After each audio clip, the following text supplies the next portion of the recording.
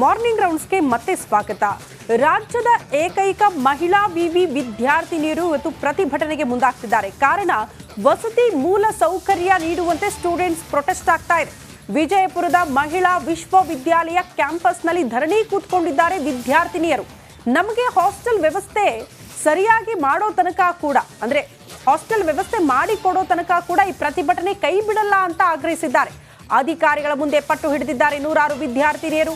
ಬೇಡಿಕೆ ಈಡೇರಿಸುವ ಭರವಸೆ ನೀಡಿದ್ದ ಬಳಿಕ ಪ್ರತಿಭಟನೆಯನ್ನ ವಾಪಸ್ ಪಡೆದುಕೊಂಡಿದ್ದಾರಂತೆ. ದೃಶ್ಯ ಗಮನಿಸ್ತಾ ಇದ್ದೀವಿ. ನಿನ್ನೆ ಇಡೀ ದಿನ ಕೂಡ ದೊಡ್ಡ ಮಟ್ಟದ ಪ್ರತಿಭಟನೆ, ನಂತರ ಧರಣಿ ಕೂತ್ಕೊಂಡ್ಬಿಟ್ಟಿದ್ರು ವಿದ್ಯಾರ್ಥಿನಿಯರು. ಎಲ್ಲಿ ತನಕ ಅಂದ್ರೆ ಹಾಸ್ಟೆಲ್ ವ್ಯವಸ್ಥೆ ಆಗಬೇಕು, ಅದು ಆಗೋ ತನಕ ಕೂಡ ನಾವು ಪ್ರತಿಭಟನೆ ಕೈ ಬಿಡಲ್ಲ ಅಂದ್ರು. ಬಟ್ ಭರವಸೆ ಸಿಕ್ಕಿದೆಯಂತೆ, ಇಲ್ಲ ಹಾಸ್ಟೆಲ್ ವ್ಯವಸ್ಥೆ ಮಾಡ್ಕೊಡ್ತೀವಿ ಅಂತ. ಆ ಕಾರಣಕ್ಕೆ ಈಗ ಪ್ರತಿಭಟನೆಯನ್ನ ವಾಪಸ್ ಪಡೆದುಕೊಂಡಿದ್ದಾರೆ ವಿದ್ಯಾರ್ಥಿನಿಯರು.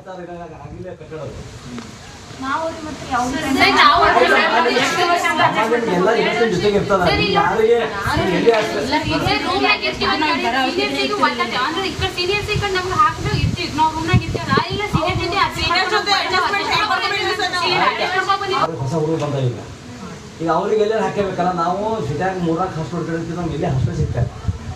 ನಾನು ಅಲ್ಲಿ ಟೆಕ್ಕೆ ಹತ್ರ ಒಂದು ಬಂದೆ, ಏನೋ ಅದು ಸೇಫ್ಟಿ ಇಲ್ಲ. ಈಗ ನಮಗೆ ಇದು ಕಟ್ಟಡ ಆಗತ್ತಾನ, ಈಗ ಇದು ಕಟ್ಟಡ ಆಗತ್ತಾನ. ಆ ಮಕ್ಕಳಿಗೆ ತರ್ಬೇಕಂತ ತರಕಾಗಲ್ಲ, ಈಗ ತರ್ಬೇಕಂತ ಆಗಿಲ್ಲ ಕಟ್ಟಡದು. ಈಗ ನಾವು ಮಾಡ್ಬೇಕಂದ್ರೆ ಈಗ ಸಿಟಿಯಾಗ ನೋಡ್ತಾ 3 ಕಡೆ ಆಸ್ಪತ್ರೆಗಳು ಬಂದೆ, ಯಾವ ಹಾಸ್ಟೆಲ್ ಇಲ್ಲ, ಸೇಫ್ಟಿ. ಈಗ ನಾವು ಟೈಮಿಂಗ್ ನಿಮಗೆ ಈಗ ಸಿಟಿಯಾಗ ಹಾಸ್ಟೆಲ್ ಹುಡುಕಾಡುವವರೆಗೆ ಅದು ಬಂದವರಿಗೆ. ರಾಜಕೀಯದಲ್ಲಿ ಎಲ್ಲೆಲ್ಲೂ ಗುಸುಗುಸು ಪಿಸುಪಿಸು. ಕಾಂಗ್ರೆಸ್ ಪಾಳ್ಯದಲ್ಲಿ ಎಲ್ಲವೂ ಚೆನ್ನಾಗಿಲ್ಲ ಅನ್ನೋದಕ್ಕೆ ದೆಹಲಿಯಲ್ಲಿ ನಡೆದ ಇದೊಂದು ಘಟನೆ ಬೆಸ್ಟ್ ಎಕ್ಸಾಂಪಲ್ ಅನ್ನೋ ಹಾಗಿದೆ. ಒಂದು ವಿಡಿಯೋ 101 ಕಥೆಗಳನ್ನ ಹೇಳ್ತಾ ಇದೆ. ಈ ಕುರಿತ ರಿಪೋರ್ಟ್ ಇಲ್ಲಿದೆ ನೋಡಿ.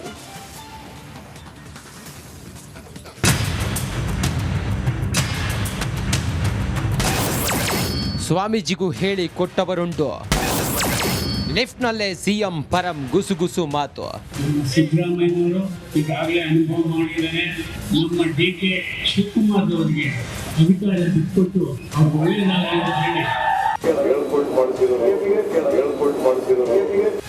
ಒಕ್ಕಲಿಗ ಸಿಎಂ ಟಾಕ್ ಹಿಂದೆ ಯಾರದ್ದಾದ್ರೂ ಪಿತೂರಿ ಇದೆಯಾ?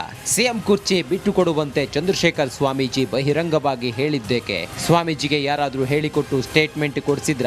ಹೀಗೆ 108 ಅನುಮಾನ ಕಾಂಗ್ರೆಸ್ ಪಾಳೆಯದಲ್ಲೇ ಹುಟ್ಟಿಕೊಳ್ತಿದೆ.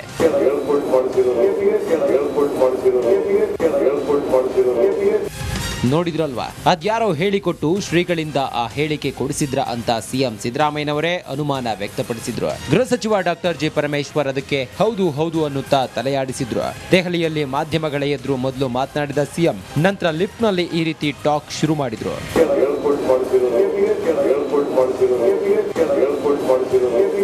ಇನ್ನು ಈ ಎಲ್ಲ ಬೆಳವಣಿಗೆಗೂ ಮುನ್ನ ಮಾತನಾಡಿದ ಸಿಎಂ ಸಿದ್ದರಾಮಯ್ಯ, ಸ್ವಾಮೀಜಿಗಳಿಗೂ ರಾಜಕೀಯಕ್ಕೂ ಸಂಬಂಧ ಇಲ್ಲ, ಸ್ವಾಮೀಜಿಯವರ ಹೇಳಿಕೆಗೆ ಮಹತ್ವ ಕೊಡುವ ಅವಶ್ಯಕತೆ ಇಲ್ಲ ಅನ್ನೋ ಮೂಲಕ ಟಾಂಗ್ ಕೊಟ್ರು. ಸ್ವಾಮೀಜಿಯವರು ಹೇಳಿದ್ದಾರೆ, ಅದಕ್ಕೆ ಒಂದು ಮಚ್ ಇಂಪಾರ್ಟೆನ್ಸ್ ಕೊಡಬೇಕಾದಂತ ಅಗತ್ಯ ಇಲ್ಲ.